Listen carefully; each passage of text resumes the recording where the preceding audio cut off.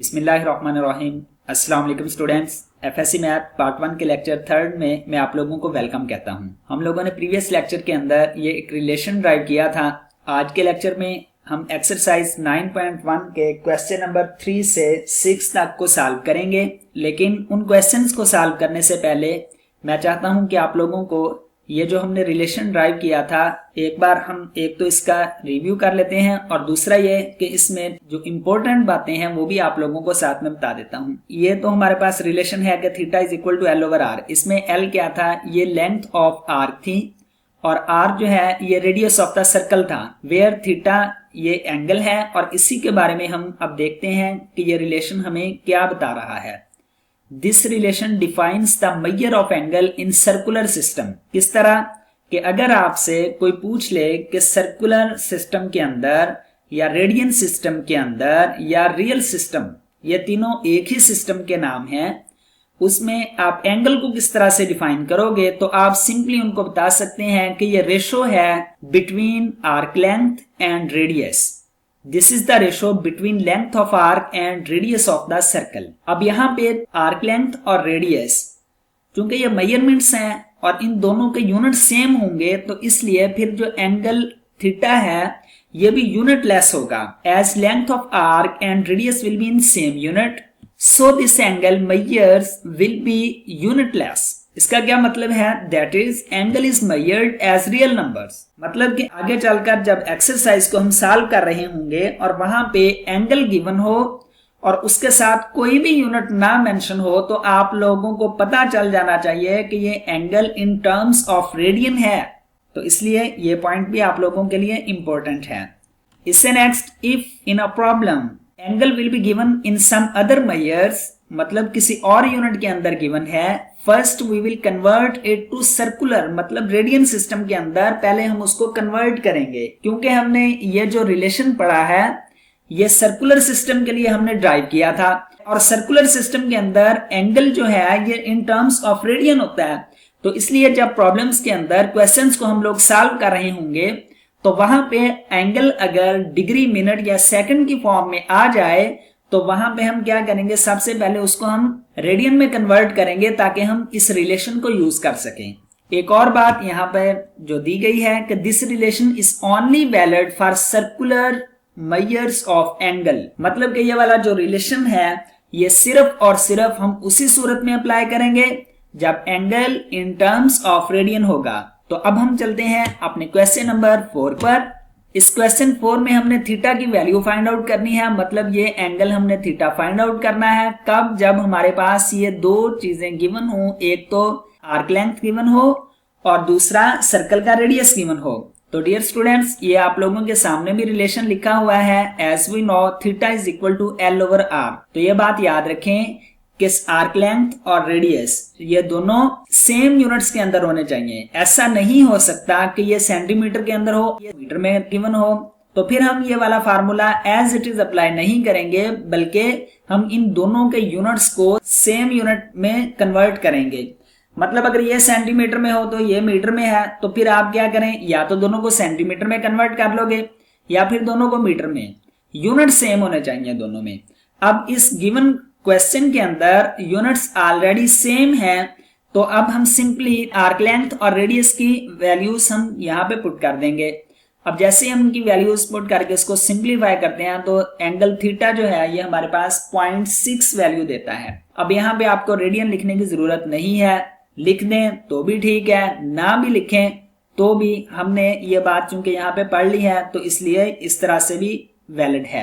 अब इसी क्वेश्चन 4 का सेकंड पार्ट है जिसमें लेंथ 3.2 मीटर है और रेडियस 2 मीटर है। डियर स्टूडेंट्स, आई होप आप लोग ये खुद से आप क्वेश्चन सॉल्व कर सकते हो और आपने खुद ही इसको सॉल्व करना है।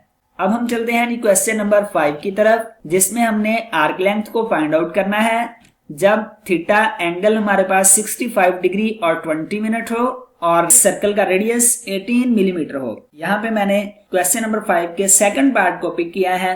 जब आप इसको अगर समझ लोगे तो फिर 1 आप लोग खुद से सॉल्व कर सकते हो, वो बहुत इजी है। तो अब हम इसके सोल्यूशन की तरफ चलते हैं और जैसा कि हम लोग जानते हैं कि आर्क लेंथ जो है ये रेडियस और एंगल का मल्टीपल है, लेकिन हमने अभी प्रीवियस स्लाइड के अंदर ये बात की है कि एंगल थीटा जो है ये अगर किसी और यूनिट्स के अंदर मतलब डिग्री, मिनट और सेकंड फॉर्म के अंदर हो तो हम क्या करेंगे, सबसे पहले इसको डिग्री में लेकर आएंगे, डिग्री से फिर हम क्या करेंगे, इसको रेडियन में कन्वर्ट करेंगे। हमारा जो टारगेट है वो रेडियन है। अब यहाँ पे चूंकि एंगल जो है ये 65 डिग्री और 20 मिनट है, तो अब ये 65 तो ऑलरेडी डिग्री में है, ये 20 मिनट जो है इसको हम पहले डिग्री में कन्वर्ट करेंगे। तो इसको हमने कन्वर्ट किस तरह से करना है, ये वाली बातें आप लोगों को मैं पहले भी बता चुका हूँ। यहाँ पे फिर मजीद आप लोगों को रिव्यू करवा देता हूँ कि 1 डिग्री के अंदर 60 मिनट होते हैं और 1 मिनट में 60 सेकंड्स होते हैं और 1 डिग्री में सेकंड्स कितने होते हैं, 3600। तो डियर स्टूडेंट्स, चूंकि मिनट एक छोटा यूनिट है और डिग्री बड़ा यूनिट है, तो इसलिए अब हम मिनट से जब डिग्री में मूव करेंगे तो फिर हम इसको 60 से डिवाइड करवाएंगे। जब हम इसको सिंप्लीफाई करते हैं तो 1/3 आंसर आएगा। 3 जब एलसीएम लेंगे तो इसको मल्टीप्लाई करवाते हैं तो 195 + 1 196/3 डिग्री इसका आंसर आएगा। अब हमने डिग्री से किसमें जाना था, रेडियन में। तो उसके लिए हमें पता है, हमने पहले से इसका क्वेश्चन नंबर 1 और 2 भी सॉल्व किए हैं। तो वहां पे हमने देखा था कि एंगल को अगर हमने रेडियन में कन्वर्ट करना हो तो सिंपली आपने क्या करना है कि जो भी आपके पास एंगल हो डिग्री के अंदर उसको मल्टीप्लाई करवा देना है π/180 के साथ। अब यहाँ पे हमारे पास एंगल डिग्री में कितना है, 196/3 डिग्री है। तो अब जब हम इसको रेडियन में कन्वर्ट करना चाहते हैं तो हम π/180 के साथ इसको सिंपली मल्टीप्लाई करवाते हैं और जब हम इसको सिंप्लीफाई करेंगे तो हमारा आंसर आएगा 1.14। अब हम ये जो एंगल हमारे पास रेडियन में आ चुका है इसको हम अप्लाई करवाते हैं जी इक्वेशन ए के अंदर, और यहाँ पे हम सिंपली r और थीटा की वैल्यू को हम यहाँ पे प्लेस कर देंगे। जब हम इनको सिंप्लीफाई करवाते हैं तो आर्क लेंथ हमारे पास आएगी 20.52 मिलीमीटर। अब हम इसके फर्स्ट पार्ट को देखते हैं। इसमें थीटा ऑलरेडी रेडियन के अंदर गिवन है, रेडियन ना भी लिखा हो तो नो प्रॉब्लम, ये बात हम पहले भी कर चुके हैं। और यहाँ पे पाई की वैल्यू हम 3.1416 यूज करेंगे और रेडियस 6 सेंटीमीटर है। सिंपली आप लोगों ने इसी फार्मूले के अंदर ये वैल्यूज पुट करनी है और आप लोगों का क्वेश्चन सॉल्व हो जाएगा। अब हम इससे नेक्स्ट क्वेश्चन नंबर 6 की तरफ चलते हैं जिसमें हमने रेडियस फाइंड आउट करना है जब हमारे पास एंगल थीटा और आर्क लेंथ गिवन होगी। तो डियर स्टूडेंट्स, हम लोग रिलेशन को डिस्कस कर चुके हैं डिटेल के साथ और हमें पता है कि L = r थीटा के इक्वल है। तो उसी को हम यूज करते हुए अब इस क्वेश्चन को सॉल्व करेंगे। लेकिन उससे पहले जिन बच्चों को समझ आ रही है वो समझ चुके होंगे कि एंगल यहाँ पे इस वक्त डिग्री में है, लेकिन वो रिलेशन जो है L = r थीटा वो तो वैलिड है तब जब एंगल हमारा सर्कुलर सिस्टम के अंदर हो, मतलब रेडियन फॉर्म में हो। तो इसलिए अब हमें क्या करना पड़ेगा, इस 45 डिग्री को पहले हम रेडियन के अंदर कन्वर्ट करेंगे। अब रेडियन के अंदर कन्वर्ट किस तरह से करना है, π/180 के साथ हम सिंपली मल्टीप्लाई करवा देते हैं। जब हम इसको मल्टीप्लाई करवाएंगे तो angle in terms of radian π/4 answer आएगा। अब फिर हमें यह रिलेशन याद है कि r = L/θ के इक्वल होता है। तो इसलिए अब यहाँ पे हम सिंपली आर्क लेंथ जो कि हमारे पास 56 सेंटीमीटर है और एंगल थीटा π/4, तो यहाँ पे हमने π/4 राइट डाउन कर दिया। अब जो थर्ड डिनोमिनेटर होता है ये फर्स्ट बन जाता है, तो इसलिए यहाँ पे हम लिख सकते हैं 4 × 56/π। अब जब हमने इसको सिंप्लीफाई किया तो हमारे पास आंसर आया रेडियस 71.3 सेंटीमीटर। अब हम इसके पार्ट 1 को देखते हैं। इसमें आर्क लेंथ हमारे पास 5 सेंटीमीटर गिवन है जबकि एंगल थीटा जो है ये हाफ रेडियन है। अब डियर स्टूडेंट्स, यहाँ पे आप लोगों को एंगल को कन्वर्ट करने की जरूरत नहीं है क्योंकि angle already in terms of radian है।